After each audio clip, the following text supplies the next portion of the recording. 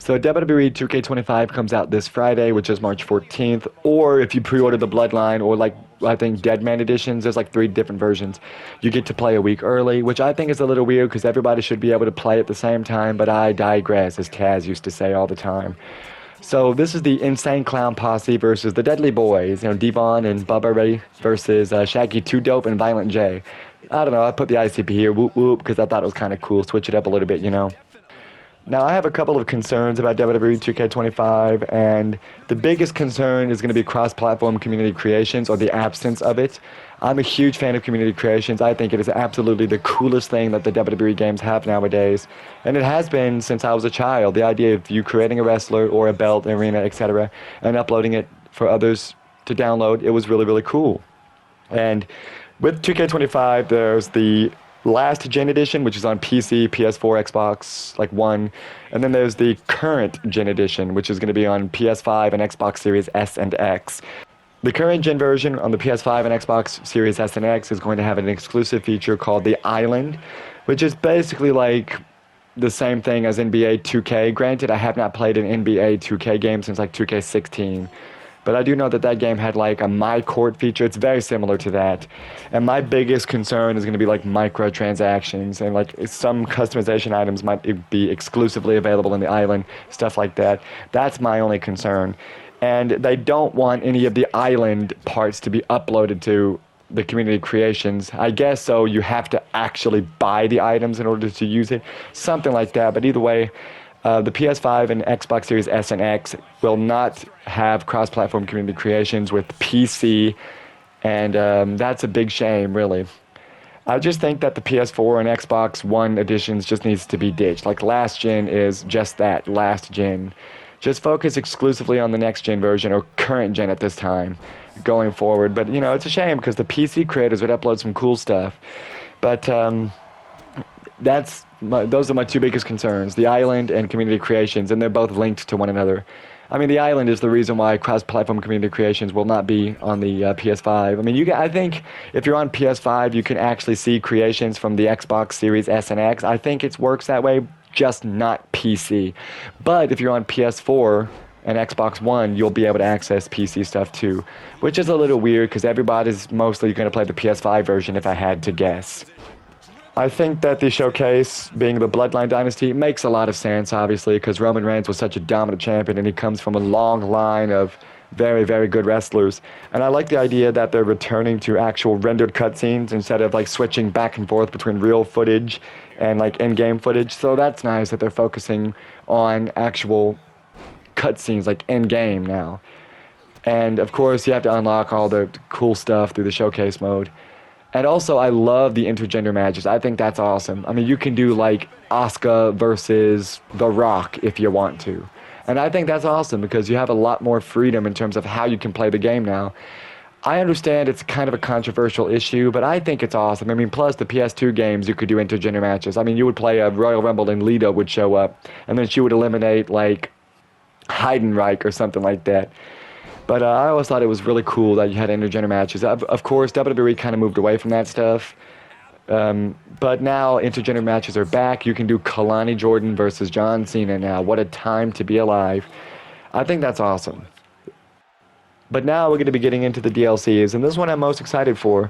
The WWE has had a lot of new additions to their roster.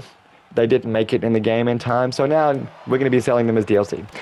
So the first DLC pack releases in May of this year. It's called the New Wave Pack, and we have 5 in each, I guess, is the formula that they follow. But the first DLC pack is called New Wave, and you have Alex Shelley and Chris Sabin. Those are the 2 members of Motor City Machine Guns, TNA alumni, of course, they're in WWE now. And then we have Julia and Stephanie Vaquer as DLC. That's really awesome to get both Julia and Stephanie Vaquer. The Motor City Machine Guns are awesome, too. They all joined the roster relatively recently. I mean, I think Vaquer's been in WWE for a little while now, but obviously they didn't make the game, so now we're selling them separately. But it does make sense to have them as DLC. Now, the second DLC pack, which releases in June, is called Dunk and Destruction, and this is certainly the strangest one. I guess it's not as bad as the McAfee and Friends pack from 24, but whatever. This one is going to have Abyss, the TNA alumni. Awesome, by the way. And then we have the Great Khali, which fine, I guess. I mean, I'm not a big fan of the Great Khali, never really have been, but whatever. And then there's 3 NBA players that are going to be added into the game. I have no idea who these players are going to be. I don't know if they're going to have like popular players. Like, I can't imagine. I mean, maybe it would make sense that like LeBron James is an official DLC character. Didn't one of the old UFC games, like 2010 Undisputed, have like Shaq, something like that? Like, I can't wait to see Nikola Jokic jump off the top rope. I can't wait to see it. But yeah, Abyss is awesome. So, you get to perform the old black hole slam. So that's cool.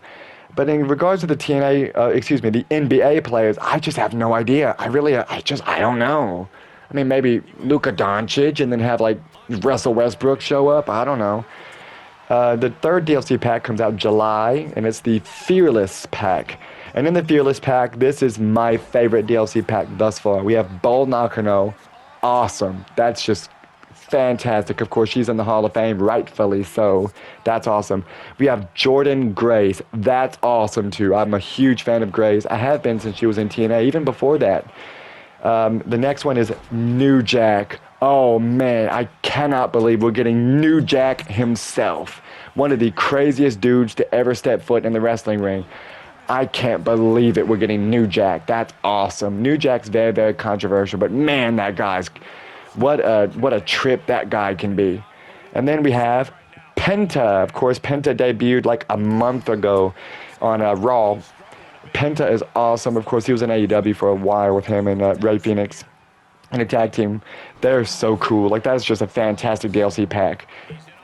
But I'm really excited for New Jack. That's awesome. So the 4th DLC pack comes out in September, and it's called the Attitude Era Superstars pack. So naturally, we're going to get some dudes from the Attitude Era, such as Mark Henry. Now, back in the Attitude Era, Mark Henry was sexual chocolate, so I'm imagining that's what it's going to be. It's not necessarily going to be like the Hall of Pain, World's Strongest Man, Mark Henry, but who knows? Maybe it might be. Maybe there might be 2 attires or something. Then we have Billy Gunn and Road Dogg, Jesse James, the 2 members of the New Age Outlaws, and also D-Generation X. They were members of that group too. So that's awesome. We also get D'Lo Brown, one of the most underrated European champions in history. And then we get Victoria. So this is the first time Victoria has officially shown up in a very long time in a wrestling game.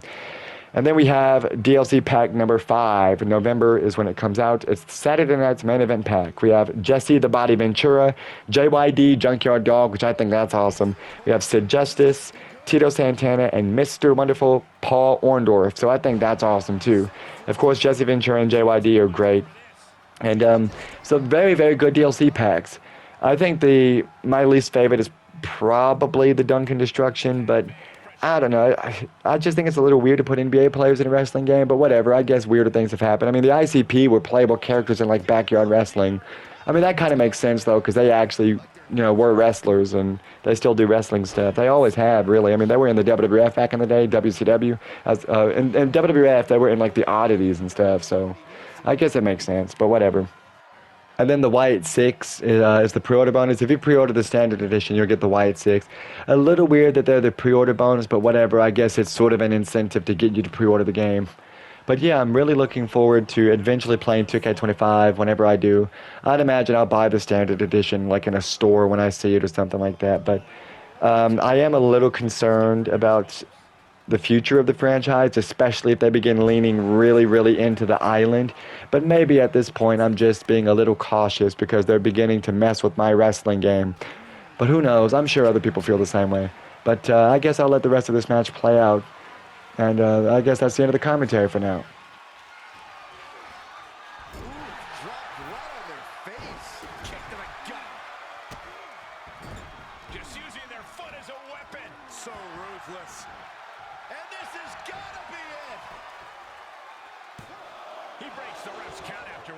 Kicking out now sends a very clear message.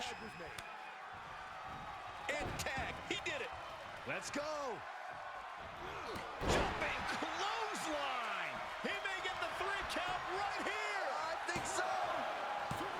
No, 2 count. Getting that shoulder up now is huge.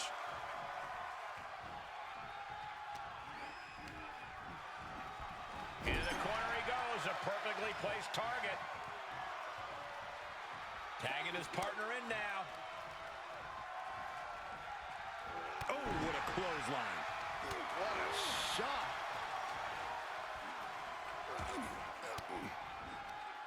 Wards off that offense from Bubba.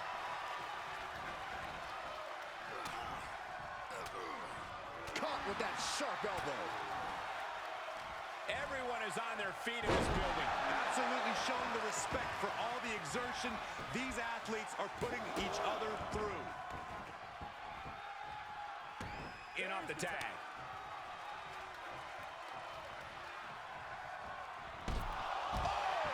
And we see him take yet another shot to the body. Clothesline! Oh, that'll leave a mark. Deep into this battle, and Devon is still dealing out damage. You can really tell that. From the top! Oh, the high risk doesn't pay off! Taken to the air and completely wiping out. Drops the hammer right on the lower back.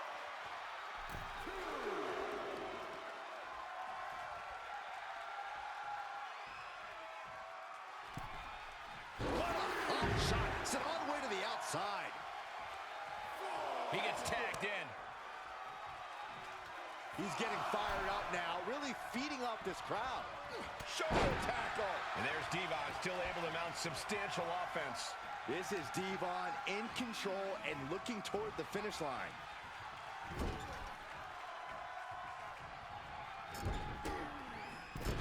He switches it back around. Axe handle.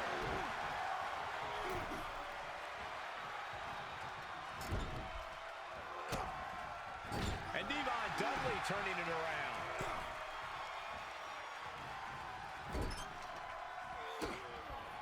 Good timing with that reversal.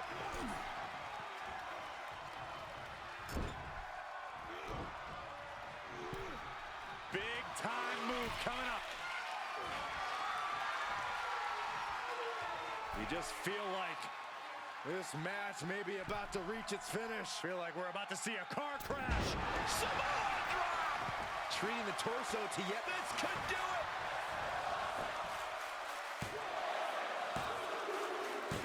That will end it. Here are your winners, the Mean Street Posse. Two great superstars that go great together, and that win is proof. Two men with one common goal can be a dangerous thing. They're putting the entire locker room on notice.